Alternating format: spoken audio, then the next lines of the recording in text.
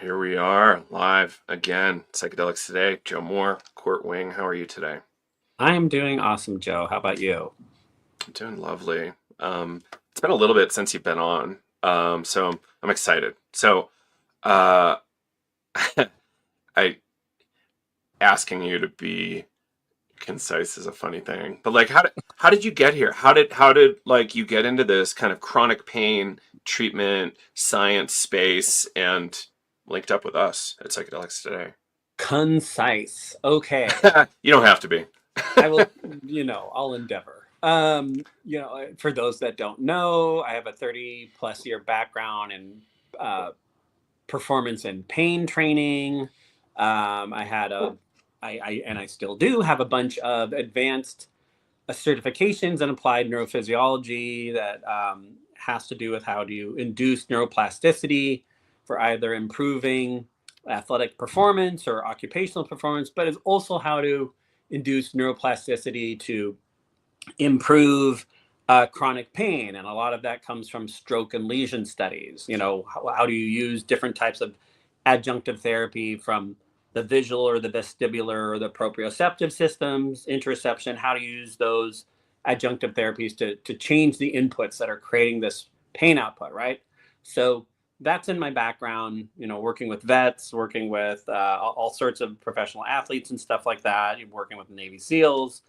But in March of 2020, I was a direct study trial participant in NYU's psilocybin trial for major depressive disorder, right? Sponsored by the Usona Institute. Thank you guys. And it is an increasingly treatment-resistant 5-year episode. It was getting worse. I was starting to have daily suicidal ideation. And by the end of the dosing day, I was in full remission. I did not get the placebo. That's been confirmed by them now. Did not get the placebo, as everyone could clearly tell in the room.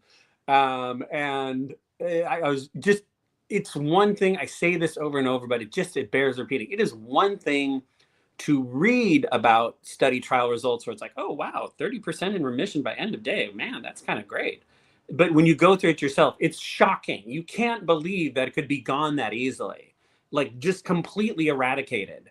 And the thing, though, that still stands out to this day, in spite of all of that going away, is the pain relief. The next day, I'm lying there in bed and I'm moving around my house, and my low to moderate chronic pain that I'd had for years is gone, completely gone. And it's like, okay, I'm checking my range of motion, like I'm bendy and flexible again. My leg, I can do single leg squats again, and like even the tissue quality had changed, and like joints Mm. had been crunchy and achy, and and it's like they're silent now, and I'm like manipulating them and stuff like that.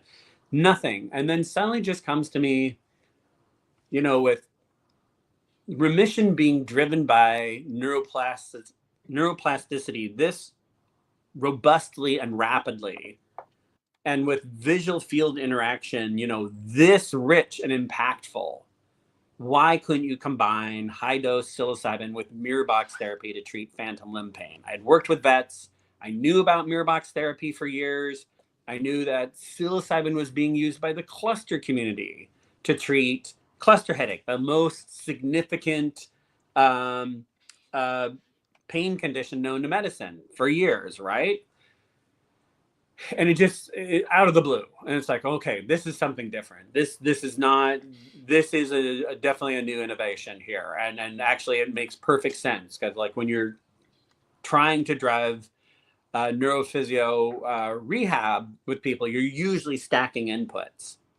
And I was like, well, how am I going to convince people of this? I don't have licensure. I don't have a bunch of letters behind my name. I have weird certifications that are really great, but and 2 months, I rapidly find the Kuromaro study online from 1962, where in Japan they did a pilot study of 8 phantom limb pain patients um, using low dose LSD to treat their chronic pain.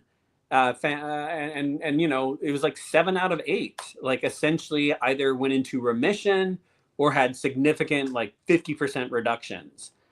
But still, I'm thinking about this like combo. And then 2 months later, Dr. Joel Castellanos and the rest of the team at UCSD released their landmark review study, Chronic Pain and Psychedelics, a review and proposed mechanism of action. Buried inside was the case report of Albert Lin and V.S. Ramachandran. V.S. Ramachandran, the neuroscientist who discovered or invented mirror box therapy for phantom limb pain. And it was like intractable phantom limb pain treated with high dose psilocybin mirror box therapy. And it was exactly as I saw, and Albert Lin, National Geographic explorer. He's on TV. He was a grad student at UCSD. Suffered a rollover accident in a Jeep in the desert. Someone else was driving, crushed his limb. They tried to save it. They couldn't, right? They couldn't save his limb. This is bringing something else up. They couldn't save his limb. And it's like, it's going to take years of rehab. It will never be the same. We've pinned it together. We've tried to restore its function. It's not happening. Why don't we just take it off and we'll give you a, composite limb made of one of those hybrid composites, and you'll be good to go. It's like, sounds great. Paralympics are using this stuff. We can do it too. But as soon as they took the limb off, it's just nonstop intractable phantom limb pain. And they're giving them standard of care opioids, all sorts of like calcium channel blockers, anti-epileptic drugs that also are supposed to stop nerve stuff and things like that. And nothing is working.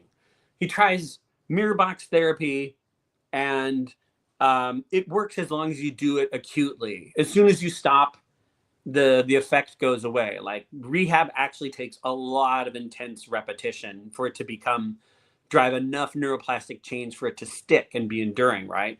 Then he hears about the work of Emmanuel Schindler at Yale doing some of the first studies on psilocybin for cluster headache, right? Coming out in 2015, 2016. He gives that a try, somewhere around 3.5, 5 grams. I think about 3.5. Gets 12, 14 hours of relief. That's amazing, right? But then that wears off and the pain comes back even more intensely. That's called a slapback in the cluster community, right? And he's pretty demoralized. And his wife says to him, I think it was his wife, why don't you try them together? Exactly like I saw. Goes into 24 hours of complete relief, no pain at all. And like, that's within an hour, it goes down to 0. And for the next 3 weeks, he's got about a 50% reduction in his pain baseline. He tells them at the Ramachandran lab what's going on, and they start experimenting right there, taking high dose psilocybin in the graduate lounge, with fake plastic feet, fake flames, and other stuff. And they're like, okay, we're gonna put the fake flame near your fake foot now. And he's like, oh, come on, really? And it's like the pain goes away as he feels the heat of the flame. That's not a flame near his foot. That's not a foot, right? And so, and they're doing other things. And then at 5 weeks, he goes into total remission. Like, done. And the thing is, Joe, as you've reminded me sometimes, back during my days when I owned a CrossFit gym in New York, I worked with a lot of vets. And one of them was a guy who came back from Iraq, right? And his AMRAP had been blown up by a fucking IED, and small arms fire took out all his patrol buddies. And, he ended up at Walter Reed with like this little tiny divot. Sorry, I didn't mean that. Hand gesture was not intentional in any way. Ended up with a little tiny divot about maybe that big, right? Looks like someone had taken, a spoon and stabbed him with it as a little kid. And it got infected, and then he developed complex regional pain syndrome, right? it's one of the worst pains known to medicine. Second, perhaps second only to cluster headache, right? Though it's not an Olympics, as Eileen Brewer says. And it just wouldn't go away. Standard of care opioids, it's the same story as Albert Lynn. Standard of care opioids wouldn't make it better. He's like trying nerve blockers and gabapentinoids, which we recently discovered long-term use can cause onset of dementia. And nothing is working. And, I tried my stuff at the beginning of my career, had a little tiny bit of relief, but not enduring, right? Not enduring. And eventually he moved on. And then, he started doing things like 100-mile rucks and stuff like that to fundraise for survivors. And he had tremendous survivor's guilt, but the pain was like nonstop. And so eventually what he did was elected to have his whole functioning, healthy, normal looking athletic leg surgically amputated in a desperate attempt.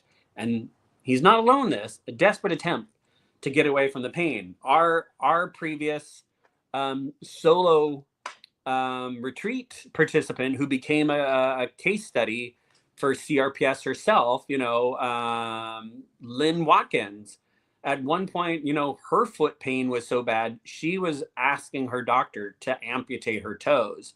And he said, no, I won't do it because it will just progress. You'll eventually say, take off half the foot, then the whole foot, then the lower limb. And we'll be walking our way up your hip. Right. And it's like the thing we know now is, I've gone on for a while. I'm sorry, everybody. But the thing we know now is when you remove that limb, you're also removing access to the nervous system and all the inputs, the afferent inputs, afferent, you choose, inputs from all the receptor layers and movement capability of that limb to modulate pain, right? If it's gone, it's just an opportunity for a new phantom. For some people, digit removal, limb removal can be life-saving, like in terms of quality of life, taking away the pain. But for a lot of people, right, it is a dice throw. And, that's when I reached out to you and just like, hey, I was a study trial participant and all this stuff has happened, but wait, there's more. This is going to completely change the face of how, physiotherapy occurs within the next 5 years, I promise. And just started talking about it. Then afterwards, after our interview, I said, hey, this new study came out from UCSD that's just, I saw this thing, and then UCSD came out with this, and, they discovered it 2 years before my dosing happened. And so this is a genuine opportunity. And like I said, I already knew about cluster busters, but the broader pains, they have very, very specific needs to keep the focus on cluster headache because it's such a small condition percentage-wise in the population. And all the other pain science going on would always take out all the air in the room for research. It's like, oh, there's only so many people that have cluster headaches, too bad, and it's like everybody over here has, fibro or migraine or, low back pain. There's a huge one, nice work from Boris Heifetz and Josh Woolley on that going on right now. And I think they're starting also at Hopkins, but I digress. But Cluster had been, innovating the use of psychedelics specifically for cluster headaches for more than 2 decades at that point. So they were doing it, but nobody was talking about it outside of this paper that I saw and the one that I'd found from Kurumaro in Japan, and then the CAST study for cancer pain in 1964, even though the Kurumaro study came out in 1962 and started in 1958, everyone was citing CAST. But it was like, this paper came out and it's like, okay, there's all this research going on out here, but nobody's talking to each other. And so I tried to draw everything I could together, put out as far as we know the very first coursework on it, which was, integrating neuromuscular rehabilitation with psychedelics.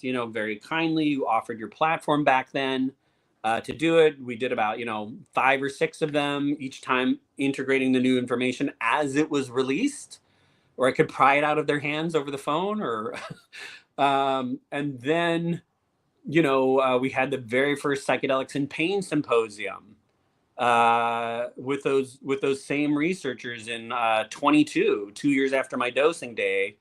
And we had 4 hours of discussing all their unpublished work. And I got very, very close to Bob, very, very close to you, Bob Wold, the founder of Cluster Busters, and we all started talking about it. And I kept waiting for the Psychedelics and Pain Association to show up and say, hey, why don't you come join us? But there wasn't one. There wasn't one. And it's like, I remember us ideating about it and what do we do? How do we get these? You said, well, what do you want to do? And it's like, I want to get them all into the same room together, and that led to the symposium. I want them to talk to each other and share these ideas and know that they're not alone. Because it was incredibly niche. Any researcher that was doing this was sticking their neck out, much less the patient advocates. And there's so many people with pain, and standard of care isn't working, and we've just survived this opioid crisis, and just it's still happening, sad to say. And so we're talking. It's like, well, what do we do? And it's like, well, yeah, we need to start this organization that's cohesing this, getting everyone talking, organizing how this happens. And you're like, what would you call it? And I was like, well, I don't know, Psychedelics and Pain Association, the thing I've been waiting for. And it's like, who's going to be in it? It's like, obviously Cluster Busters, because they've been doing this longer than anyone else and banging the drum louder than anybody else. And Bob and I had been talking nonstop at that point since I met him at I think it was the 21 Horizons conference. And I've been talking to Joel. I got to meet Joel for the first time there. And and then I said, well, and obviously you guys, because you have the largest platform on psychedelics, anywhere around the world. You've got this educational thing going on, and you had already done the interview with me at that point, introducing me to people like Jim Harris, Devin Christie. That comes straight from PT, straight from Psychedelics Today. I wouldn't have met or known about those people if it wasn't for you or for Kyle's interview with Devin and Will See You, right? And it's a good one. I keep thinking about how great that one was. I think about it often. Listening to her talk, every time she opens her mouth, I learn something new. And it's like, that's a better way to say it. It's a better way to say it. And, Bob and I had been talking, you and I had been talking. And then it was like when the second symposium rolled around, I think it was the second symposium, I'm like, look, we're going to do this thing. It's the Psychedelic and Pain Association. It's like we hadn't formally announced it at that point, but it's like, we're going to do this thing. And then when we finally interviewed,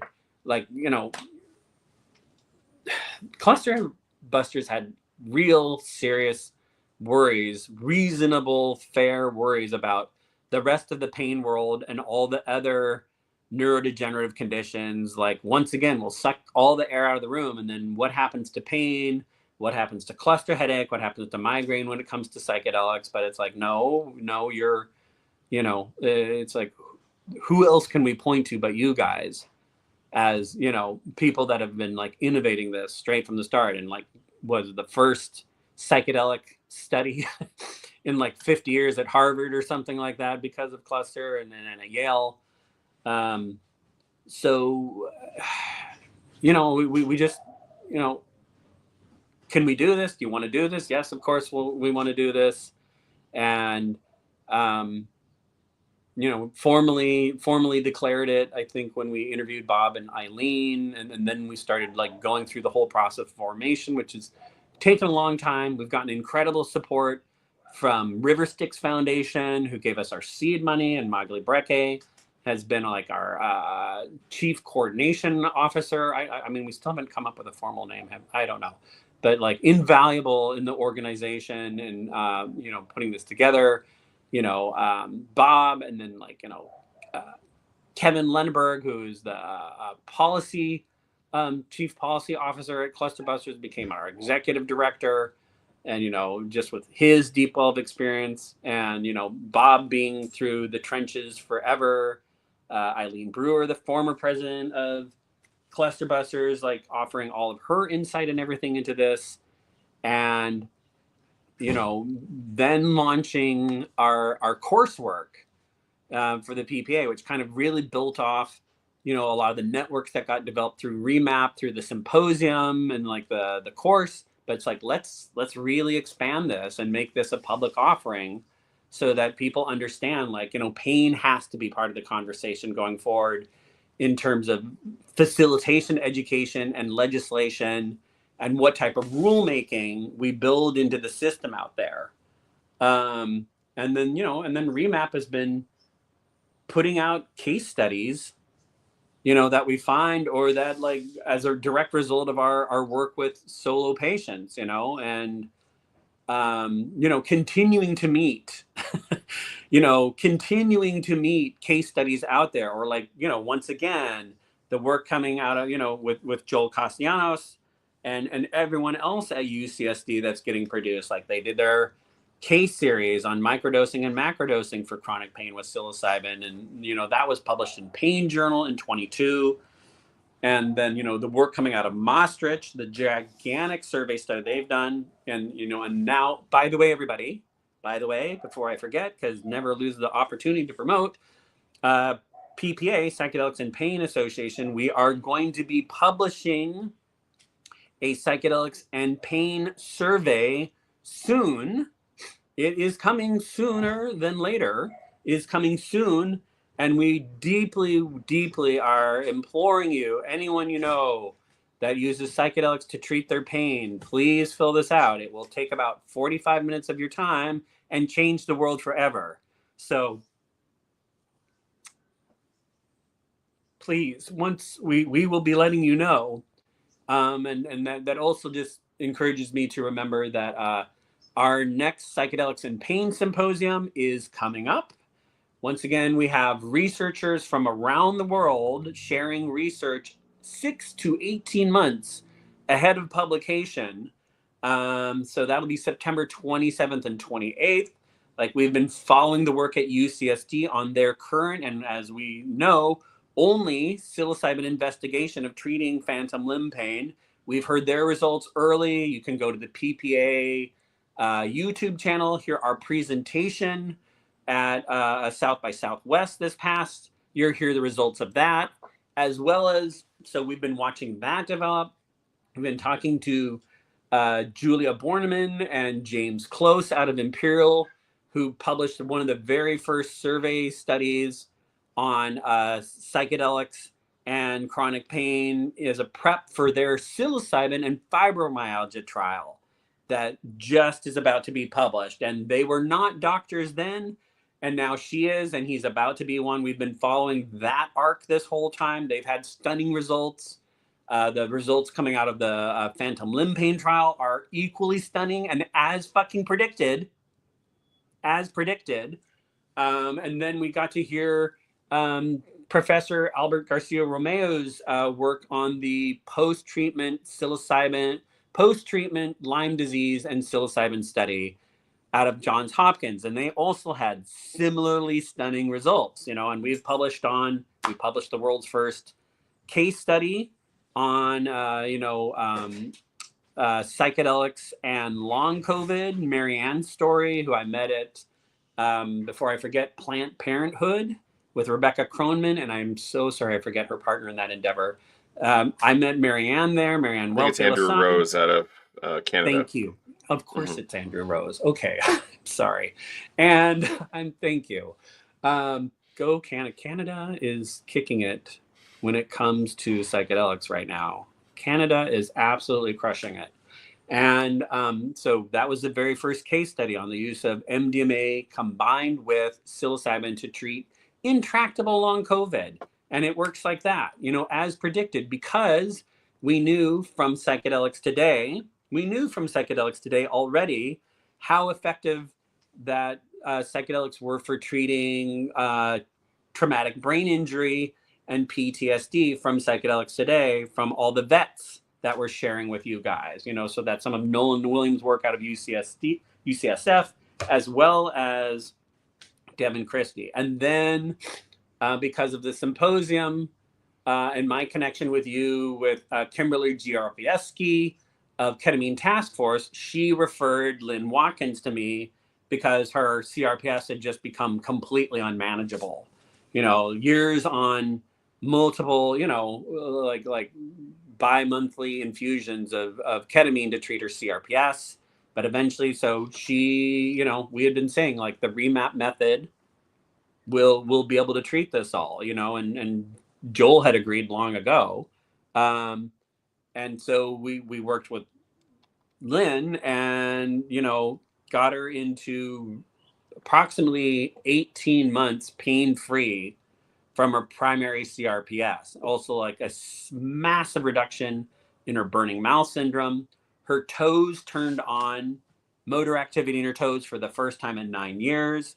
And then we published that with Joel, and then, with the long COVID case study, we had Monica Verduzco-Gutierrez, Dr. Monica Verduzco-Gutierrez of UC San Antonio, department chair of rehabilitative medicine out there. I contacted her initially because she's a spasticity expert, and I'd had very intensive tremoring in my leg during my session at NYU, but I knew it was a corrective thing that was occurring. And that's why you initially connected me with Jim Harris, spinal cord injury survivor, who started having tremoring when he took psilocybin. And it was like, once again, a corrective, not just a corrective experience, but neuro-rehabilitative, like got muscle activation, sensory activation. And so I reached out to her initially. Then she started working on long COVID, became a long COVID expert. So, introduced her and Joel together. Once I met Marianne, and it's just been this very, very long, intensive effort. And right now, just, doing ongoing work with a solo client who had, neuropathic pain, very, very severe neuropathic pain that got exacerbated. And we used the REMAP method with them, and, have managed to secure, months of pain-free relief from something that they used to have to take, fairly heavy duty opioids to get relief from. And it's been, just incredibly, incredibly rewarding. And now, we're moving forward with once again, this survey study. We're getting ready to have our next symposium, Psychedelics and Pain Symposium. And then REMAP is going to be having, multiple upcoming group retreats as well. So probably early to late winter, so end of the year, and then start of next year going into the spring. So probably initially working with 5 people at a time out of Colorado in very nice locations, really, really good settings for this type of work, which is so conducive to making this be effective and enduring. But that was a long scrawl. Concise. So it was good because you covered so much of the history in a really tight fashion, kind of identified a lot of the players, and like really, I think importantly, kind of told the founding story, like how we got here and what we're doing, including that research, which is going to change the face of pain science and medicine. There's no way around it. You even mentioned the long COVID thing, which is not getting much attention these days, but it's real. It's very real. I found out yesterday, because I put out that article about GLP-1s and mushrooms. One of my friends is actually using GLP-1s to actually handle chronic inflammation conditions, which is really interesting. I had no idea that that was a thing that some clinicians were doing. It's a pretty versatile medication. Like a lot of these new peptides that you see people using for all sorts of different, what would I say, functions. So for some people it's body composition. For other people, it's body composition trending towards improved muscle mass. Other people, it's, activity recovery, where it's speeding up restoration of soft tissue and things like that, and recovering from workouts. So it's the whole peptide world is getting pretty exciting, and we'll see where that crossover happens here. Yeah. Yeah, it's going to be really interesting. So, can we get into a little bit of the specifics around this survey so people can kind of understand what's coming with the survey? Sure, boy. We've been, this has largely been an effort led by Kevin Lenneberg, once again, our executive director at PPA, and Magali Brecke, and I've been working on it closely as well. But crafting a survey based on other surveys that we've seen. So I mentioned very briefly earlier, Maastricht University, working with Beckley Foundation, they put out one in 2022, right after the Imperial qualitative survey of psychedelic use for chronic pain was put out. They put out one that was done online with like 250 people, right? And then I think most recently, was it, oh God, I think it was Nicholas Glenos, or it may have been Jacob Addy, and I am so sorry I don't have that right off the top of my head. They looked, I believe, at some of the research from the global. So one was around fibromyalgia. That was a survey study. I believe that was Nicholas Glenos, knowledge and awareness of psychedelics for fibromyalgia. And then there was the other one that came out, maybe partially based on the GPS Global Psychedelic Survey study on psychedelics and chronic pain, though that was inferred from the cessation of or decrease in pain medication. That's a little bit awkward the way I'm describing it, but you were able to infer from it that, okay, if alcohol use went down, if pain medication use went down from using psychedelics, you can infer that there is a reduction in pain somewhere of one kind or another, both in depression and, anyways, there's a lot of comorbidities. But I not digress, but help me back.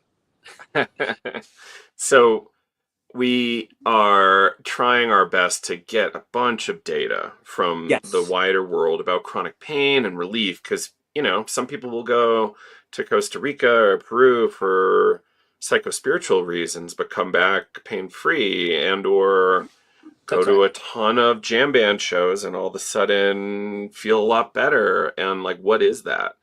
And I think like having a giant database of testimonies and like, very specific data, we can get some really amazing insights that are going to really help inform where researchers want to go, in my opinion. So we're looking to see, with the PPA psychedelics and pain survey study, what kind of compounds are they using? What conditions are they treating? How long have they had the condition? How did they use the psychedelics? How frequently, what dosage, what setting? Really trying to look at the type of things that make an impact on the data that emerges, because the way that people use psychedelics to treat phantom limb pain is very different than the way people use psychedelics and the amount of psychedelics that people use to treat cluster headache, right? People with cluster tend to use significantly lower doses than what everyone else is using it for, right? And what type of comorbidities do people possess as well, right?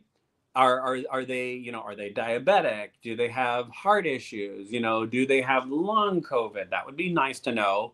Are they also dealing with things like post-concussion syndrome, as we often see in the veterans population? And how is that affecting the pain?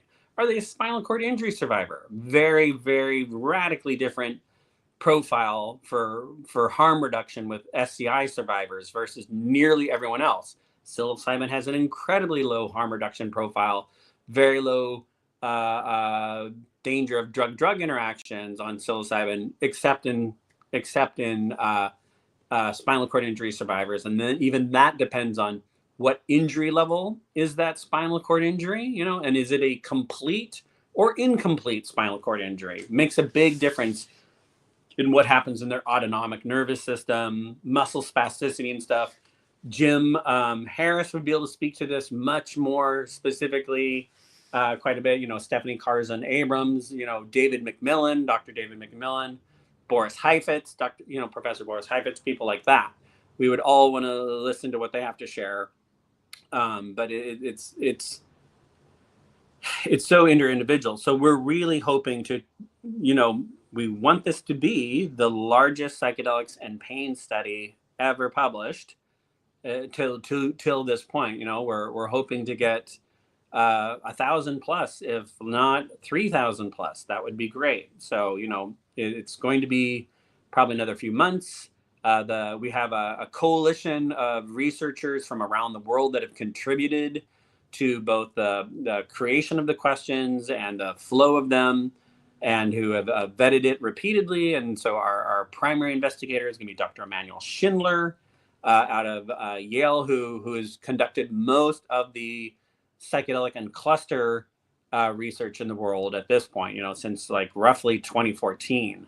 And it's just something that we need to see and have a good look at, you know. And it'll also, you know, when we look at some of the data that's getting ready to come out in terms of fMRI data, you know, functional magnetic resonance imaging from both the fibromyalgia study at Imperial or the phantom limb pain study at once again at UCSD, where we're seeing these big changes in the networks and the pathways, and like, you know, which ones are during active pain states are creating these false perceptions, you know, with conditions of central sensitization. And that's what they are. It's like, it's an alarm bell that just won't stop ringing. The window's not even rattling. Everything's fine. But it's like, no, there's an intruder, you know? And so those are predictive processing errors. And most of the time when we're talking about real severe chronic pain, it could be an inflammatory condition. It could have local contributors. Usually it's both and, right? But it also could be that central nervous system has become so deeply entrenched with this repeated signal or thought or perception that there might be something going on injurious to the tissue, that it just sets up this entrenched pain perception that won't go away. I mean, I can even show people how to make a very serious processing error right now, if you want, Joe. It'll kind of like being on a kid's science show all over again, and I promise it will only bring back joyful, let's try it, and then we get to talk about the memories. symposium. It's okay, awesome. So everyone can do this with me. This is going to be I'm going to make you see something going on with a limb that isn't happening, right? I'm gonna make you see your limb in a way where it's like, wait a second, that's not really there, but I clearly see that's there, you know. So what I need everyone to do is either go find an empty paper towel or toilet roll, right? Or you could just take a piece of paper and roll it up like that, right? Make a nice little tube. Or if you're really desperate, make a hole with your hand, right? Some of you have done this before. Some of you have never done this before. So what you're going to do is hold up one hand next to your face, take the tube, cover your eye, and then you're going to bring it against your hand and keep both eyes open. Look at your hand, look through the tube. Suddenly you will realize the elder gods were not lying. No, I kid. So you will see that there's a massive hole in the center of your hand. And in fact, it has more depth than the actual hand, which means, right? There's more depth in that hand, which means you are seeing an inner dimension right now. That is an inner dimension that's hidden in your hand. No. It's a predictive processing error based on what you've seen. Now, think about someone that's getting misinformation like this all the time, daily, with chronicity. That's how you develop chronic pain. It's the same signal grooved in over and over and over again. Every time you look, your default mode network starts to light up like, ah, it's that thing, right? And so Sounds like eventually, Fox News. if you, it is exactly like Fox News or worse. So if you did this all the time and put this against your hand and you're constantly looking like this, right? Eventually that gets grooved in, right? You see this with people who like have one eye covered by accident with hair, or they're wearing the wrong glasses, or it will eventually make changes in the neuronal density or neuronal pattern or activation in the visual cortex, right? Or portions of your eye, if they're partially occluded, right, will be less active because they're not receiving the correct stimulus. And in this case, it's a misperception, right? It's a misperception. You see it, it looks real, but it's not, right? That's a lot of what happens with predictive processing errors. Okay. I love that. And that's a really good way to kind of model what's happening for folks. It's I think lovely. So thank you. All right, so let's dig in. What is this symposium that's coming up next month, and where can people learn more about it? Right. So we'll be putting we'll be putting up save the date announcements on REMAP Therapeutics, and probably finally launching our socials for Psychedelics and Pain Association September 27th and 28th. That's a weekend. That's going to be Saturday and Sunday. We've done this for 4.5 years now, and it's 2 days of speaking to primarily researchers into psychedelics and chronic pain, and that's either directly in human trials or with preclinical animal models with usually mice or rats, right? Sharing with us the research that they've been working on. So in some cases like Joel or James and Julia, so out of UCSD and out of Imperial, like a 4-year arc of proposing these studies, organizing them, starting with it, and now for the last like couple of years, just collating the data and analyzing it and then publishing it. And then we have other people coming out of places like Virginia Commonwealth University or Stanford or Maastricht, like with Professor Jan Ramakers, who's been with us since the beginning, all sharing data that's generally not published, and it's anywhere from 6 to 18 months ahead. And so you are hearing the very latest research about what we are learning of how psychedelics impact chronic pain, as well as other physical conditions and neurodegenerative conditions, and like things like long COVID or post-treatment Lyme disease, infection-acquired chronic illnesses that can present awfully similar to the symptom profiles of things like post-concussion syndrome or TBI, or, things that can like get in there, scramble your brain, and like, why is there this trans-diagnostic effect? That's what a large part of our discussion was about at South by Southwest last year, and it's going to be at this next year's South by Southwest conference, where we're going to present on Parkinson's, low back pain, and oh my gosh, why can't I remember the third one? I don't know. Panel Picker. Go to Panel Picker, vote for ours. So from practice to proof, psychedelics for physical conditions, and vote on our submission if you want to hear what the third condition is. But Right. really, the more you vote, the more likely chronic pain conditions will be included in the South by Southwest programming for 26. That's right. We had the largest. We had one of the largest and well attended panels at South by Southwest last year. Thank you all in Austin for coming and attending, and everyone for voting us. We were also similarly lucky when we presented with Robin Carhart Harris, Charles Nichols, and Candace Lewis at MAPS just recently on, once again, transdiagnostic mechanisms of action that have this very broad swath of impact across so many physical conditions. So I'm proof positive.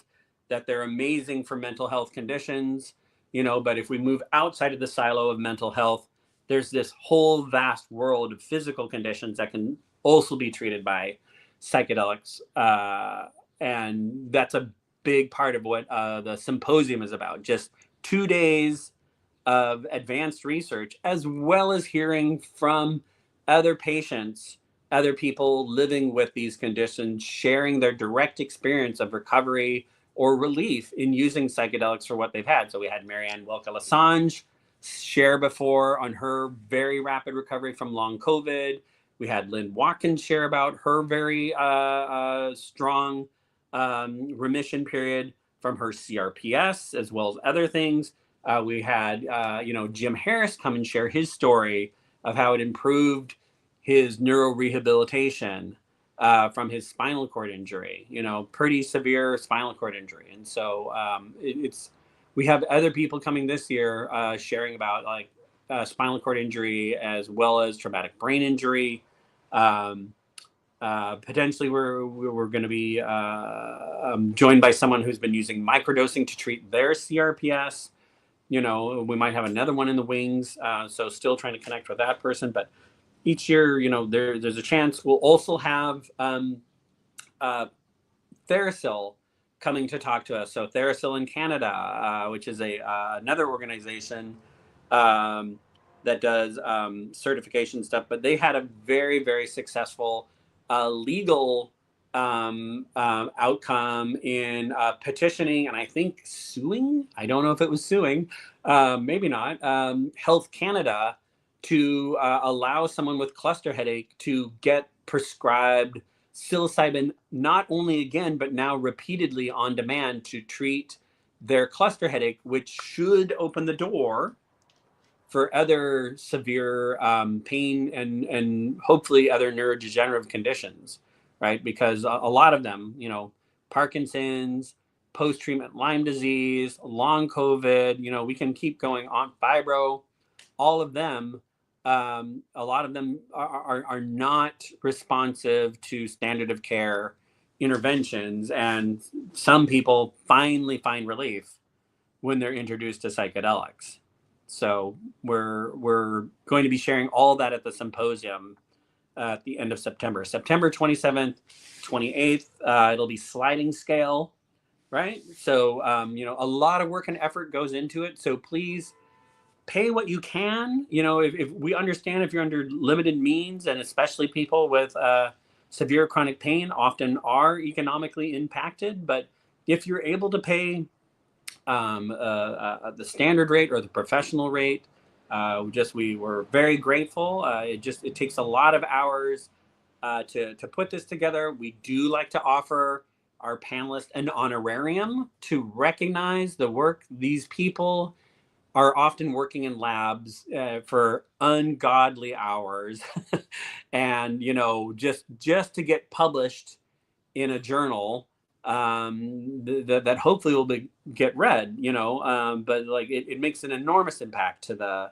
psychedelic and pain communities. It's invaluable to hear this and get your experience both confirmed, but also hear little nuances that we need to consider that can be very condition and individual specific. Like, once again, the work on spinal cord injury survivors.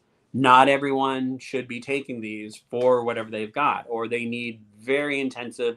Joel Castellanos has always asserted this. Some of them need incredibly intensive supervision, right? And preparation and need to be monitored throughout, whereas other Well, let's talk about that briefly. Like, yes. Some people just think they can throw mushrooms on it from the gas station, which is not necessarily Voila! a good idea, especially No. given the severity of a lot of conditions out there, and how it could go wrong for them. And like, why? Can you expound a little bit on why high-end clinical supervision is and can be really helpful here? And again, this is radically experimental too. Like, people need to recognize that. It is. It is, and I could also assert it isn't, right? So within the PPA, we have this discussion, and we've had this discussion as well with Joel and with Bob Wold from Clusterbusters and Eileen Brewer. that there's this spectrum of patient response and experience, and the SCI community is now included in that too, right? Where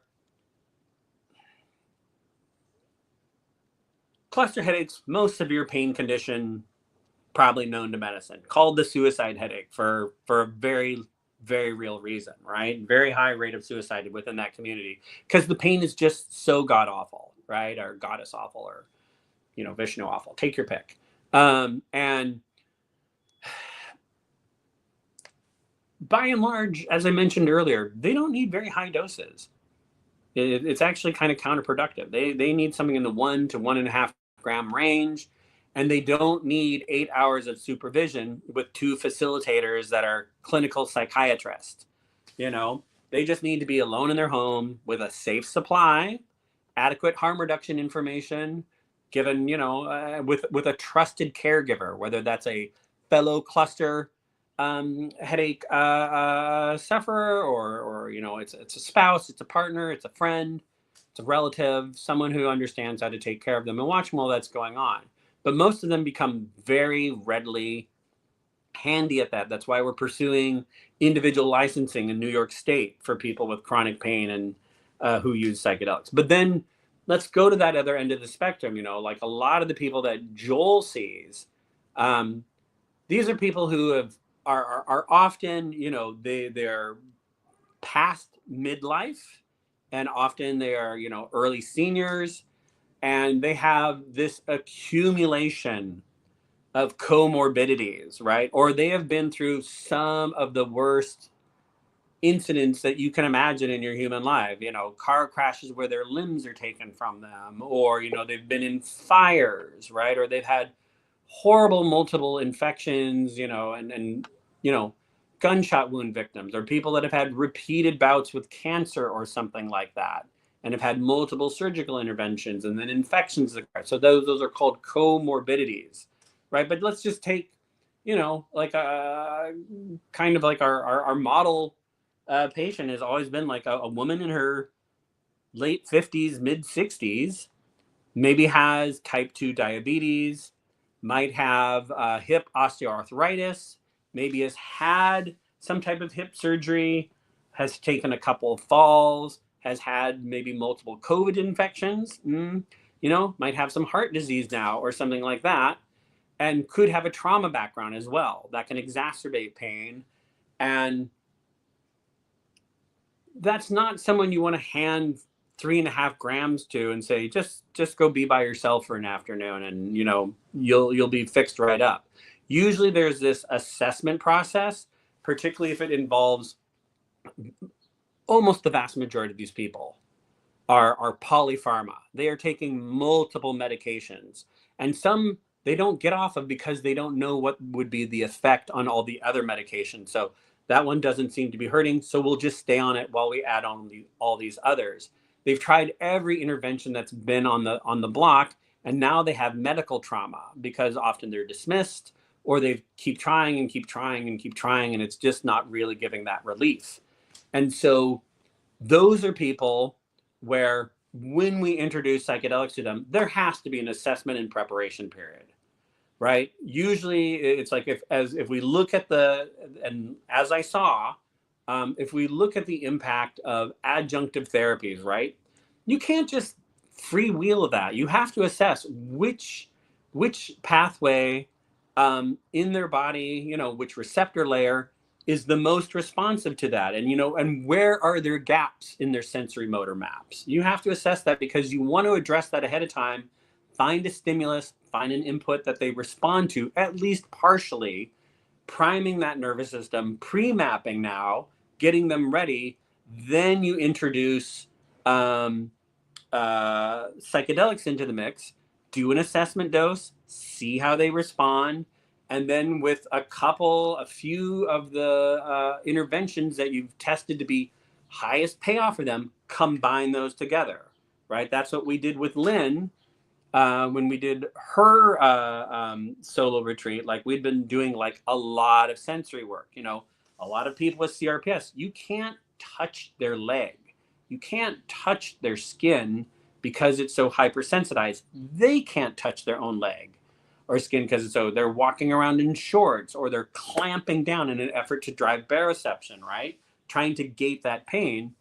But if you slowly introduce sensory input or nerve glides, from the margins, getting towards the active area, then you finally introduce a psychedelic, and perhaps you're also treating their PTSD simultaneously, right?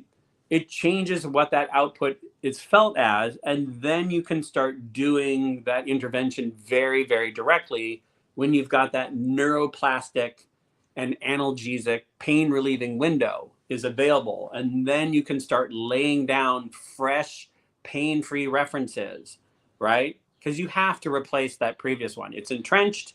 You've got this cortical reorganization going. So reintroduce them. Hey, this is what pain-free feels like. And this is what it feels like to have contact on that area. And now it's not causing pain, and it's like, I mean, going back to Albert Lynn and mirror box therapy, right? So you have to in normal mirror box therapy, you have to graduate people. You have to regress them all the way back down to, let's say it's their leg. You need like a fuzzy Xerox of their foot, right? And just look at this still black and white, low resolution image of their foot. That's called graded motor imagery. Then we'll make it more cartoon-like with a little color. Now we'll make it photorealistic, but now we're back to black and white. Then we're going to do one that's in color. Now it's high resolution, right? And then eventually, now you can look at this other person's leg. Now we're going to have you look at your leg, but you're not going to move it, right? And we're going to do it in limited exposures, right? Because if it's too much all at once, it can really start a massive pain flare, right? It can be counterproductive.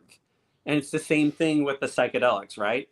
People with cluster headache and things like that, if they take too much, right? If they take the higher doses, can be counterproductive to the resolution of their headache pain, versus you give it to someone maybe initially who has very severe CRPS or severe phantom limb pain. They might need a higher dose to get past that certain threshold. And if we're looking at the not just the neuroplastic effects, but the truly the massively potently anti-inflammatory impact of it, maybe there's just a lot of earth moving to do that way first to clear everything out of the way and kind of get their baseline back to zero before these things can be impactful. So higher dose might be really necessary. And once again, as Joel has pointed out, and I've experienced directly, and the people that I've worked with, right?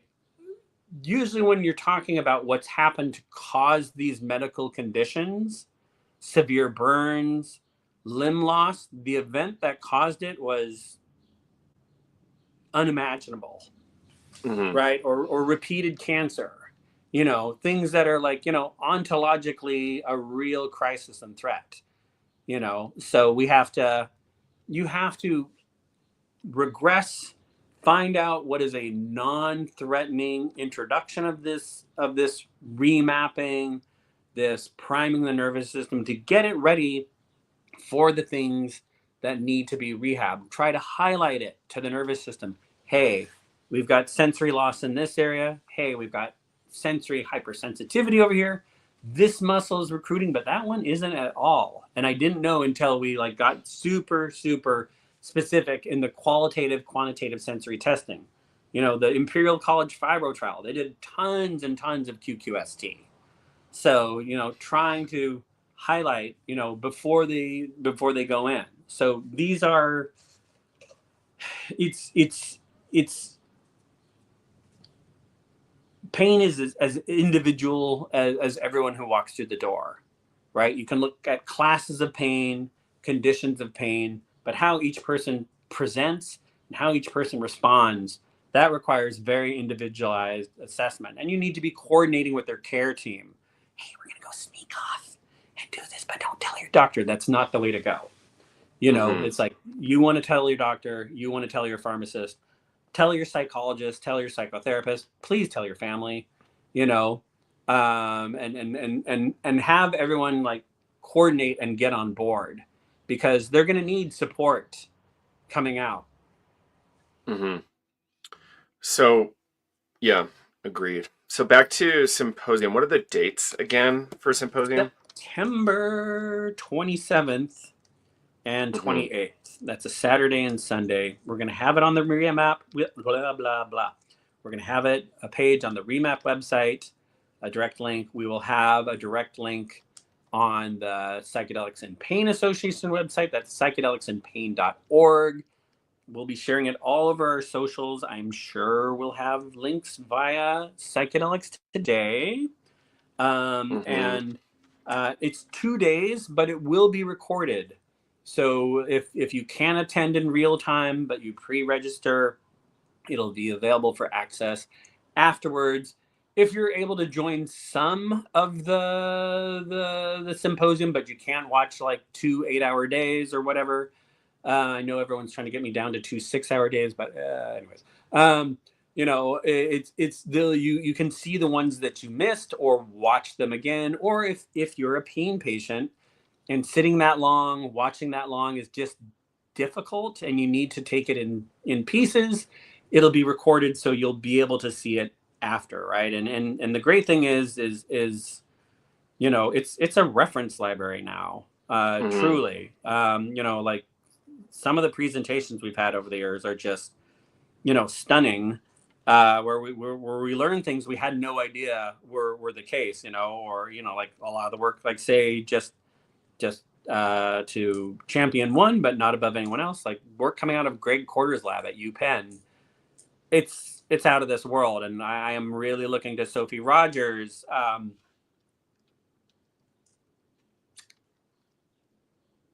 Work this year, I promise everybody, it's going to be something. And being able to see this arc of the work coming out of Imperial, this work coming, from Joel and UCSD, like how long they've been working on it just to prove this stuff exists.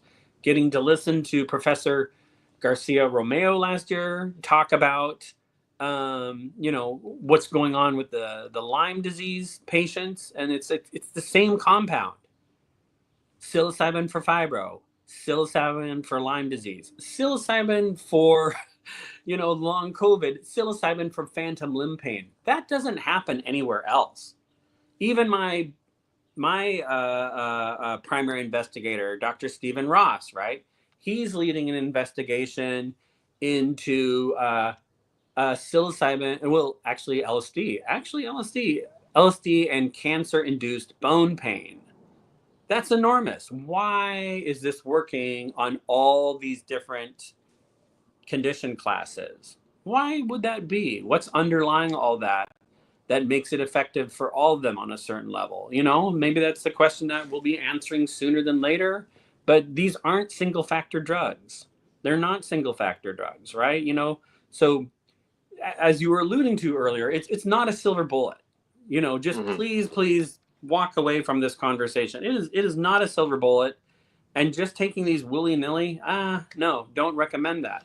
Lots of people use psychedelics around the world without any hazard, without any problem, but that's not everybody. That's not everybody. There are probably folks that should be really seriously considering uh, whether or not to do that without supervision or at least clear guidance. And some of you, could be significantly destabilized, and so we don't want that to happen. So that's why REMAP has our coursework. That's why we have our group and solo retreats. That's why Dr. Castellanos cautions neuroplasticity is neutral. Neuroplasticity is neutral. And we that's why set and setting is so important. But like, think of set and setting in a medical setting. In a Neutral meaning medical, it can cut both ways, to be clear. yes, yeah. Yeah. Cocaine's neuroplastic in Well, yeah, agent. and like Yeah. what Guldelin loves to describe, how cocaine isn't just neuroplastic; it's hyperplastic, and it makes things Hmm. grow that you don't want growing, and Hmm. things getting emphasized that you don't want emphasized Hmm. in brain structures and stuff like that. Right. So Yeah. So Okay, so we talked about Psychedelics and Pain Association, the symposium. We talked about REMAP Therapeutics a little bit and in kind of an obtuse way, but let's maybe chat briefly about what REMAP has coming. You're looking at hosting retreats, and there's some that are in planning. Right. So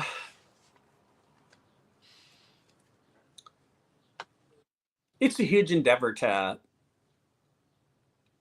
put this out there for Hmm. the larger population, right? So like, PPA has been working intensively on developing our psychedelics and pain network for professionals working in the field here, and a lot of clinicians and therapists, kind of starting to coalesce there. But at the same time, the urgency of pain commands us to start helping people directly with the best information we have available, right? From my background, working with people with chronic pain conditions, right? I know there are lots of interventions that are possible via visual, vestibular, proprioceptive, and interoceptive inputs. Where you're directly influencing which brain structures you're going after, which receptor layer you're going after, and where are these sensory motor deficits frequently, and how you can influence those and induce neuroplasticity so you change that pain output. But with the addition of psychedelics, they're impact boosters for neuroplasticity, right? They create for the people that are responsive to it, and that even may be changing, or we might build enhance what groups are responsive. But for the Hmm. people that are responsive to the analgesic, the anti-pain, the pain relieving effects of psychedelics, it's revelatory. It's not like opioids. It's not like gabapentinoids. It's like someone has hit an off switch and you finally feel like yourself again. That doesn't mean it's easy. That doesn't mean it's easy. There's a lot to navigate before and after. And it's not always a straight linear path, right?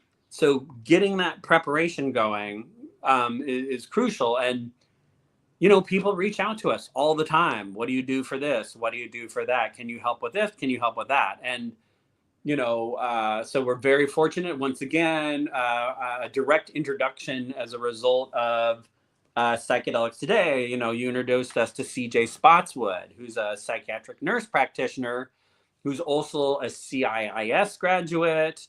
And as a psychiatric nurse practitioner, he can prescribe meds directly himself, and has studied, and he has his great book out there, A Guide to Microdosing, specifically with the second half written towards whoever your personal care physician is. The second half of the book is written, hey, your patient has just walked in and says, I want to try microdosing. Here's the research that supports that. So CJ, he's responsible for doing our psychiatric assessments, as well as doing the assessments of people's drug interactions. So if someone comes in, here's my prescription regimen. Is there anything that would interfere or block or negatively interact with taking psilocybin or something like that, right? And so we're going to do a very close assessment, and once again, this isn't something where you walk in, pop a pill, and go home. It is a Hmm. very, very active process where like you're learning a movement vocabulary, right? That become components of what your individual neurorehabilitation will be, and neuromodulation. Trying to figure out what those maybe missing components are, filling that up, getting some saliency into your nervous system, and then going through that week-long process where we're doing an assessment dose and seeing how you respond. And then we're combining that with these high payoff neuromodulation drills that you've so far tested relatively well on, but now might have an extraordinary degree of response. So people come in, and here's the other kind of harm reduction aspect of this.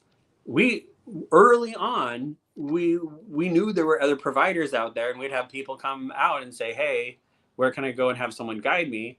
and they'd send them off somewhere, and you get this analgesic window where they're pain free about an hour after, and these people are deconditioned. They have not moved or exercised or been that mobile and loose for sometimes years at a time, and now they're like bendy and they're pain free, and the facilitator, whether good naturedly or ignorantly, says, dance, jump, be free, and they re injure themselves in the process, right? Because they're completely Mm-hmm. deconditioned.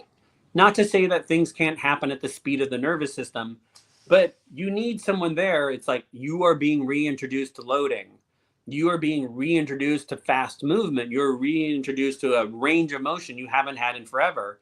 We need to often regress that person down to a lower volume, a lower intensity, but make use of it.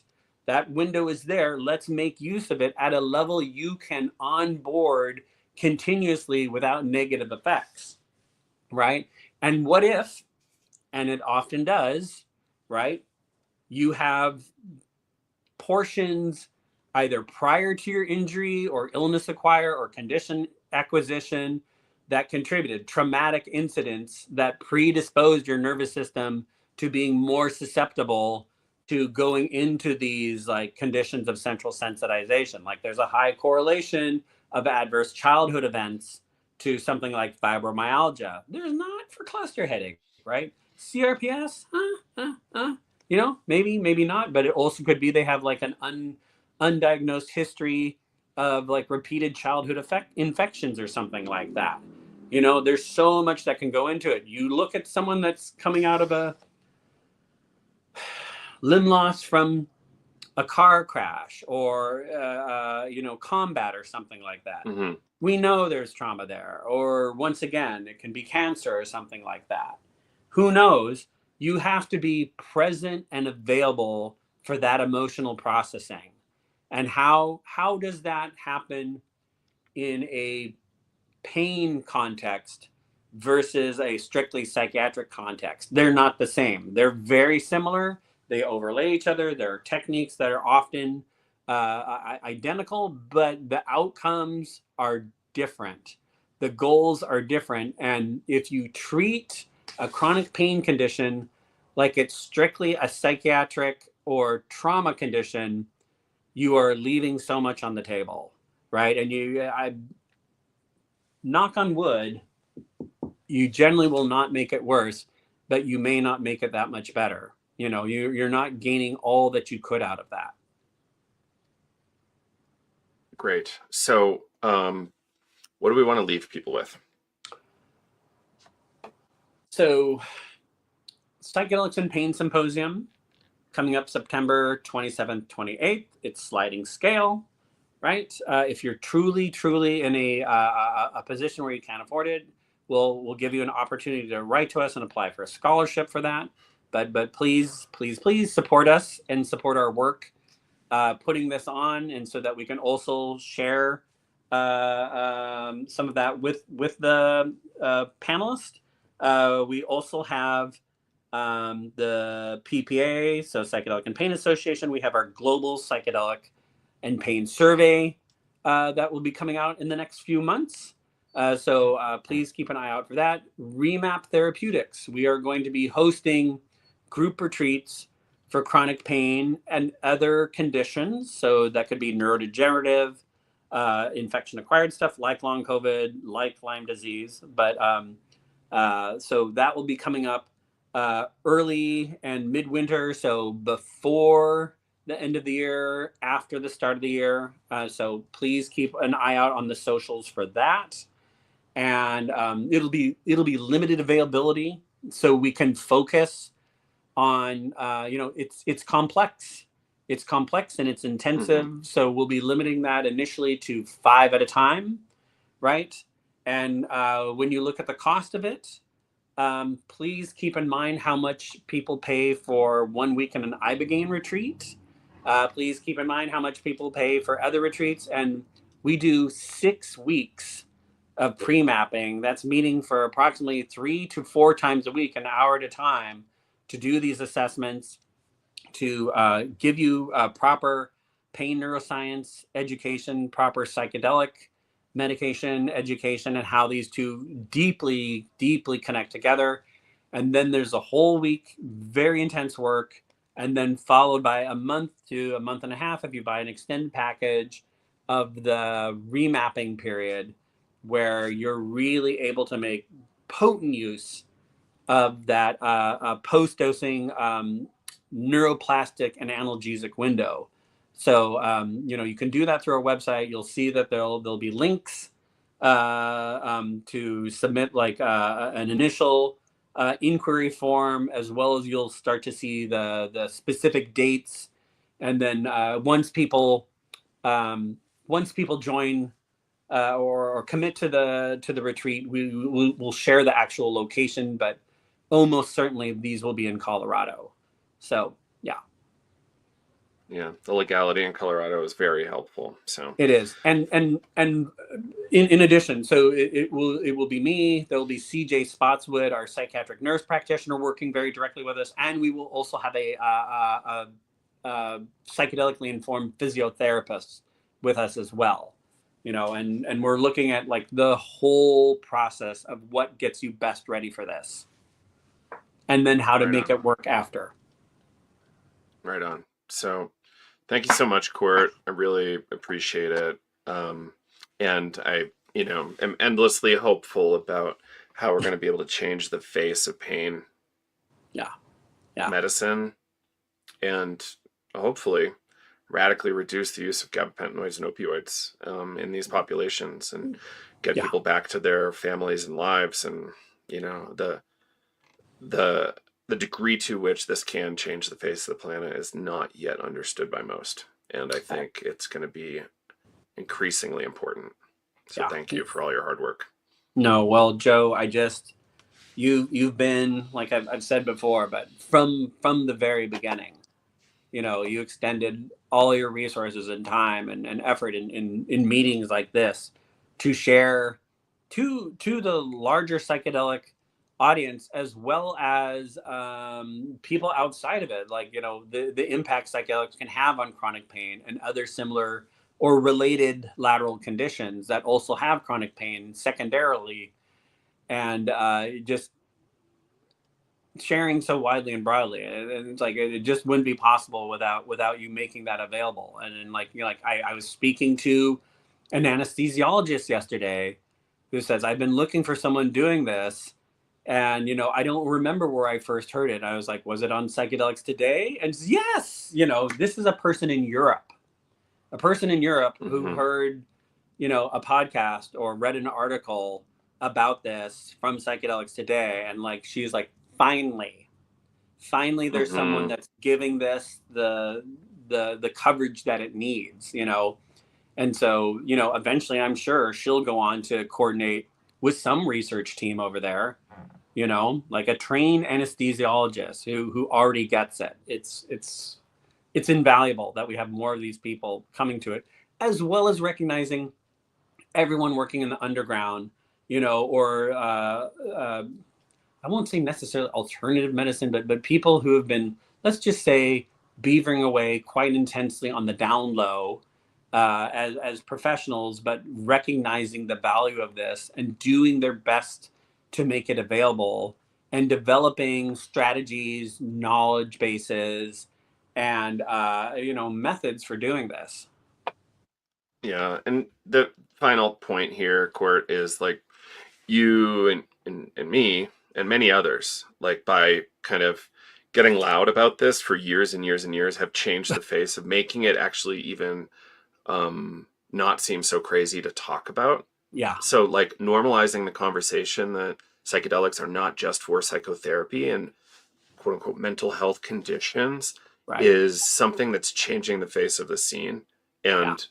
And for me, like we've talked about this a lot, and let's not go too far on it because we got to wrap Mhm. here. But Mhm. like the idea is that these things aren't just for couch psychotherapy. These aren't just like Freud Young Groff tools. They are much broader. The implications are much bigger. Pain is just one of many of the things that we're extending into. And there's a lot more here. So, It, like, to have this kind of pigeonholed Yeah. is not helpful for us. If I could Please. just, kind of in closing, just two recent studies that came out.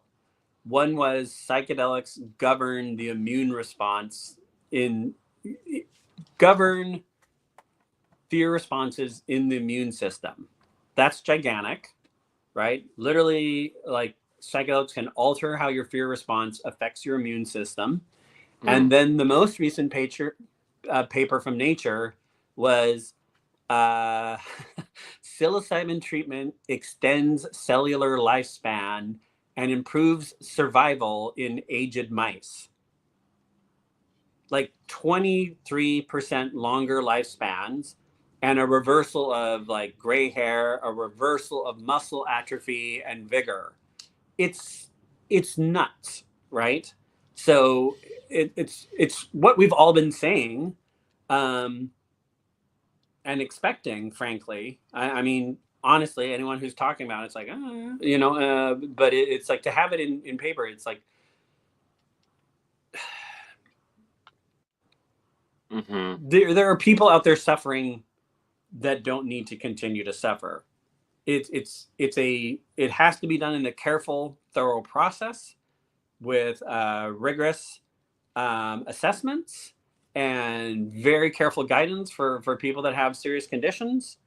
Things can and do go sideways, but at the same time, these medications, when used correctly, have some of the lowest harm profiles out there. The opportunity for risk reduction and benefit maximization here is just it's huge. Yeah. Yeah. All right, Court. Well, thank you so much. Everybody follow Court on all the socials, REMAP Therapeutics, and stay tuned for the symposium. Thanks, Court. Thanks, Joe.